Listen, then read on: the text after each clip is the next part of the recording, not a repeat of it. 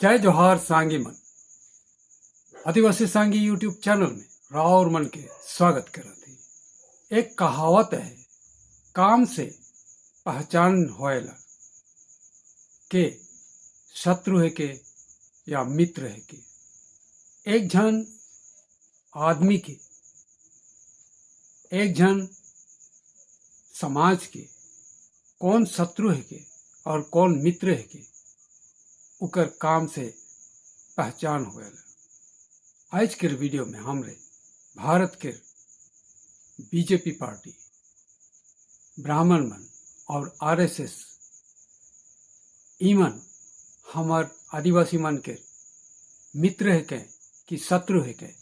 सेकर बारे में चर्चा करो। राउर मन से अनुरोध है,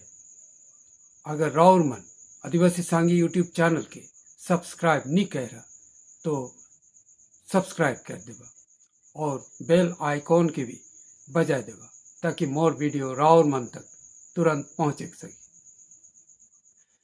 वीडियो अगर बेस्ट लगी तो लाइक कर देगा, शेयर करवा और कमेंट जरूर करवा। कुछ दिन पहले भारत के सुप्रीम कोर्ट में एक सुनवाई करते हुए दो बेंच के जज में एक रायदान दे रहे हैं कि कोनो राज्य के सरकार द्वारा अगर कोनो बिल पास होएला और उके अनुमोदन लगिन उ राज्य के राज्यपाल ठिन भेजल जाएला अथवा राष्ट्रपति ठिन भेजल जाएला तो उ बिल के 3 महीना के अंदर पास करे चाहिए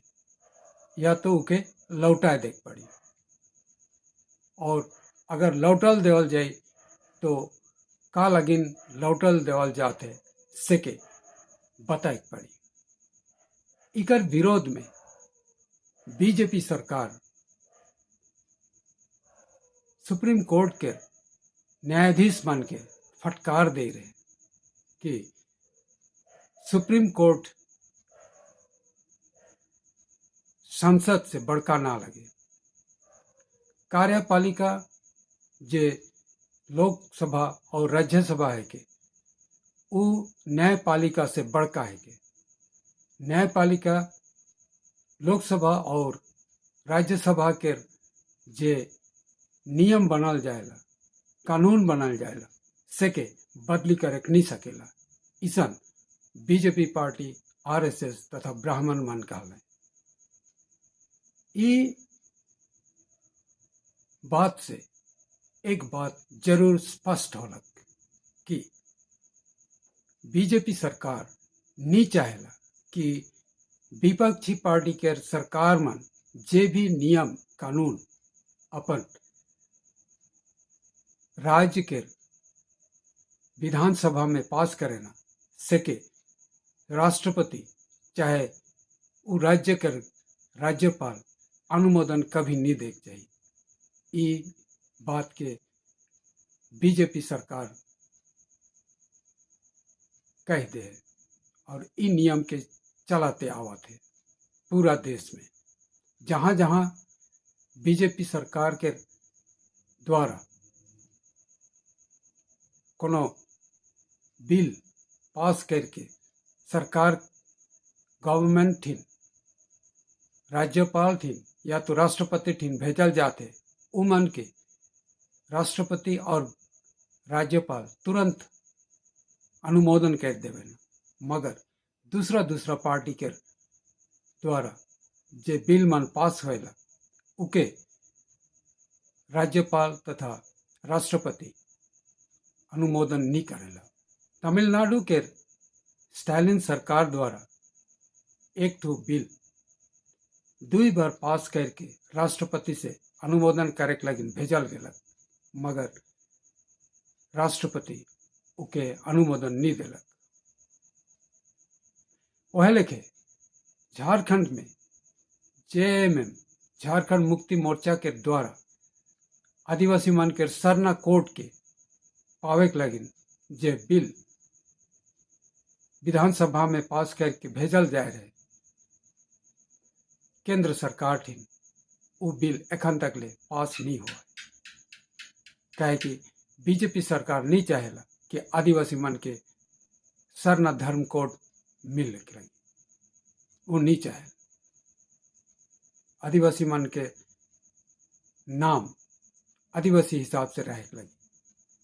वो तो चाहेला कि आदिवासी मन हिंदू है कहे और हिंदू हिसाब से उमन के पहचान हो लगी आदिवासी पहचान नहीं हो चाहिए ये स्पष्ट हो लग और वह लेके ठीक असम में भी असम के आदिवासी मन एसटी लगी मांग कराते हैं और असम के बीजेपी सरकार कहेला कि असम विधानसभा से असम के आदिवासी मन के लगिन एसटी देवे के मांग करल जाए लेकिन बीजेपी सरकार खुद नहीं चाहेला कि आदिवासी मन एसटी पावे और से लगिन राष्ट्रपति के अनुमोदन शायद वो मन देवे के लिए नहीं कही है और राष्ट्रपति वो अनुमोदन के नहीं देवे चाहते इकर से एक ठू बात स्पष्ट होएला कि बीजेपी सरकार आरएसएस और ब्राह्मण मन आदिवासी मन के उत्थान लगिन काम करे नहीं चाहते उमन के थोड़ा भी इच्छा न के कि आदिवासी मन आगे बढ़े लगी शिक्षित हो लगी और शासन में आवे लगी उमन चाहे ना कि असम के आदिवासी मन हमेशा चाहे बागान के मजदूर बन के रहो अनपढ़ रहो और उमन के गुलाम लेके काम करवा सके खटा सके वह चाहे इकर से एक बात और स्पष्ट हो लग जब तक असम के आदिवासी मन चाहे भारत के आदिवासी मन खुद अपन सरकार नहीं बनावे तब तक आदिवासी मन के लगिन कोनो काम नहीं हुई ना तो सरना धर्म कोड मिली आदिवासी मन के और ना ही असम के आदिवासी मन के एसटी स्टेटस मिली ये बात स्पष्ट हो लग अगर हमरे आदिवासी मन खुद अपन आदिवासी पार्टी के जरिए से राज्य में सरकार नहीं बना सक और केंद्र में भी आदिवासी पार्टी के प्रभाव नहीं रही तो ना तो झारखंड के आदिवासी मन के सरना धर्म कोड मिली और ना ही असम के आदिवासी मन के एसटी स्टेटस मिली और से लगी सबसे बड़का बात यह है कि आदिवासी मन के आदिवासी पार्टी की जिताए के खुद असम के विधानसभा में आदिवासी मन के एसटी बनाए के बिल पास करे लगी और केंद्र में उके अनुमोदन करे ले देख लगी वो केंद्र में भी आदिवासी मन के प्रभाव वाला सरकार हो लगी और उकर लगिन हमरे गोटा भारत के आदिवासी मन के मिलजुल के एके संगे एकता के मंच में आवे लगी ताकि झारखंड उड़ीसा छत्तीसगढ़ बंगाल असम के आदिवासी मन एकजुट होई के केंद्र में दिल्ली के लोकसभा राज्यसभा में आदिवासी मन के एमपी मन बगरा से बगरा संख्या में जिताए के भेजे पड़ी यह एक रास्ता है इकर बिना आदिवासी मन कभी भी सरना धर्म कोड नहीं पावे और ना ही असम के आदिवासी मन एसटी स्टेटस पावे हमरे एखन स्पष्ट हो गई कि बीजेपी सरकार आरएसएस और ब्राह्मण मन आदिवासी मन के शुभ चिंतक ना लगे ओ मन हमार दुश्मन है के और वह पहचान अब जाना गलक उमन के काम से जानती मिलक कि उमन आदिवासी मन के मित्र है कहे कि दुश्मन है के राउर मन के ई विषय में का विचार है से के कमेंट सेक्शन में लिख के जरूर भेजबा। वीडियो के लाइक कर देबा, शेयर करबा और कमेंट भी जरूर करबा। अगले वीडियो में फिर मिलब।